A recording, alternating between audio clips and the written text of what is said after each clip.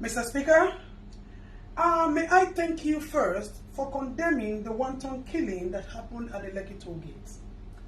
I am also an honorable member of the Federal Republic of Nigeria, and I stand to speak against what my colleague, Mr. Desmond Elliot, has spoken about.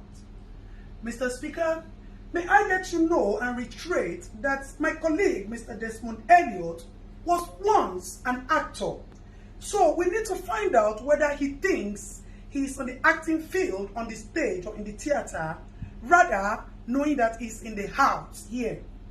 May I let you know that, Mr. Speaker, that my colleague, Mr. Desmond Elliot, talking about the social media today, is also a celebrity who have used his acclaimed status to drive his ambition to the national, to the house, and he did a lot of campaigns and people supported him. If not, Mr. Desmond is nothing but a man who has no pedigree or antecedent in politics, if not for the law of godfatherism that brought him into the house. So for such people, it is expected that they betrayed your loyalty that has been vested in them and the trust to come to the house and defend the fellow youth. Mr. Speaker, I am also a youth, and I understand the crying out there. My colleague is talking and talking and talking and showing all Superman power as if he just got a major role. Sir, this is reality and not acting that we are facing here. Mr. Speaker, my colleague spoke about celebrities and actors. May I let you know that these people or this social media that my colleague is talking about is the new judiciary system of the Federal Republic of Nigeria. This is where matters are being deliberated and attention is being gotten to our little problem, since the local government as an angle of the government is not functioning and has not been functioning. So an average Nigerian citizen do not have access to reach his leaders to express his problems and get immediate attention. Mr. Speaker, like my colleague said, in the next 5 years, if we continue to look at Nigeria, there will be no Nigeria today, because you politicians would have looted all the funds in the system, and the children will have nothing. And we will not wait until the next 5 years for us to speak out. That is why we are running the era of Sorosoke. We are no longer keeping quiet for you unscrupulous, men without integrity, unidentified, physically identified looters. May I put my words clearly, Mr. Speaker? Because our politicians have turned to broad daylight looters. They have turned to broad daylight robbers. They have turned to broad daylight liars who have no integrity, like my fellow colleague, Mr. Desmond Elliot. And I am suggesting that we look for the nearest psychiatric hospital to check my colleague in for immediate attention, as we do not intend to lose him to some of the people who have died in the Lekki toll massacre. Let me thank you for your intervention. Mr. Speaker, may I also plead with you that the issue of the Oba of Lagos is so alarming and shameful to us as youth. Àwọn Yorùbá ní pé tí ọwọ́ ẹni ò bá ti tẹkù idà sà, a kì í béèrè ikú tó pa bàbá ẹni. The act of Oba of Lagos has shown that there needs to be proper investigation to his character and person and how he relates with people in his area. The office of the Oba is supposed to consult with the oracles and our ancestors when there are troubles in the land, so we can provide solution. Rather, the office of the Oba has turned into a storage of dollars and palliatives, and that needs to be questioned and properly investigated, sir. May I also plead with you, Mr. Speaker, that you should look into the bills that are being presented to you and be sure that you are defending and supporting the interests of the youth. Our politicians have turned into nothing but animals who worship nothing but money. May I also bring to your notice, Mr. Speaker, that there is a fellow member of the government as well who who kept some palliatives in his house and decided to share it on his birthday. My people will say, Olori Buruku Nyewasa, with all due permission and respect, Ashiere Ole, and then it is nothing but an action of greed. Mr. Speaker, my fellow colleague is addressing we youths as common children. Desmond, then we're bad, then we're wrong.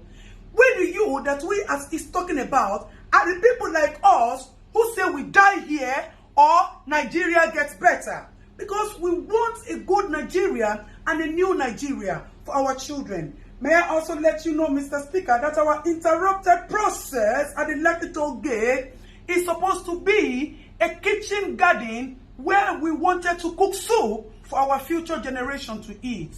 We just put the firewood on the fire and the pot. We have not put the pepper, we have not put the beef, the seasoning, and the onions and the oil to taste so that we can build a new Nigeria for our children. And our children will be the ones to eat the soup. We are not greedy, Mr. Speaker. We are just a generation who does not take nonsense. And we are just a generation who want a new Nigeria. Nigeria has been pregnant for years of corruption, of years of inhumanity, of years of insane leaders, of years of lies and deceit, of years of looting and bad governance, bad road, bad hospital, bad police system.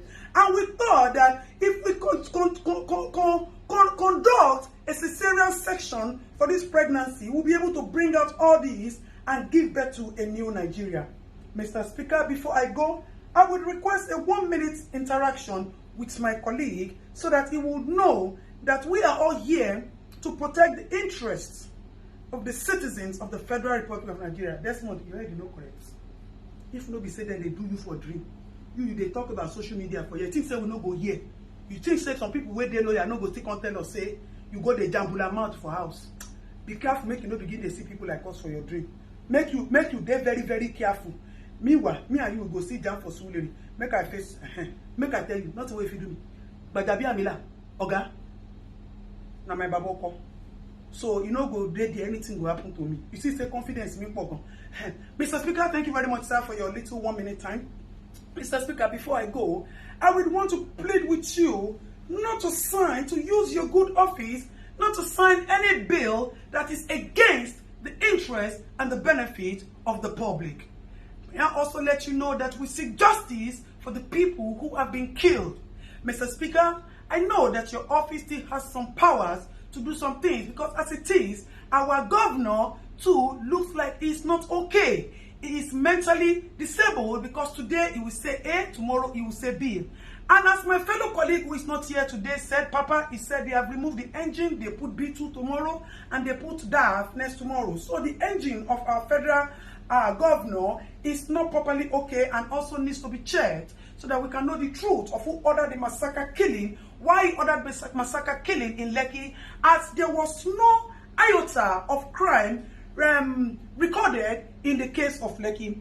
Mr. Speaker, with all due loyalty and respect, I would appreciate if quick intervention is quickly given to our governor, Governor Sanwo-Olu, as that man is not okay. And we can advise him that he should step down since he has admitted that he committed the mistake and the blunder.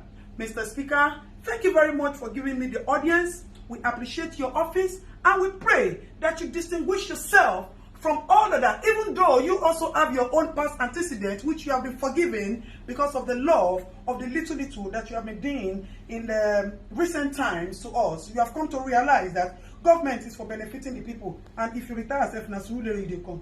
So if you don't do well, you waiting your eyes see for Suleri afterward. Last you. Mr. Speaker, may I please appeal with you to help me tell my fellow colleague, Mr. Desmond Elliot, that all those washing basins he put in Lekki and he's using it for us to wash our hands due to COVID, he should come and pack it.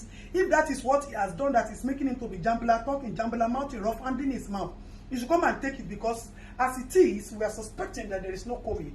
The government only used COVID to cash out on us. That is why they have not shared. Mr. Speaker, may I also plead with you that you should use your honorable office to help us bring to justice. I need to ask this question, Mr. Speaker. I put it forward to you, sir. Who is supposed to be prosecuted? The people who kept the palliative without sharing it to the rightful owners, or the people who looted the palliative warehouses and took food that are supposed to be your fundamental human rights, sir. You see, when we say that there's injustice in the land, that is why we will not stop at using the social media to push for all the attention, all the justice that we need to get. Mr. Speaker, thank you for the time out. May I further reiterate that Mr. Desmond Elliot, according to Davido, one of the youth, has said that all the memories, the fake memories of acting that you brought to us, we have forgotten about it and you have been jeopardized with this single act of yours. So if you would tell Mr. Desmond Elliot to please check himself into the nearest psychiatric hospital, it will be very good, sir.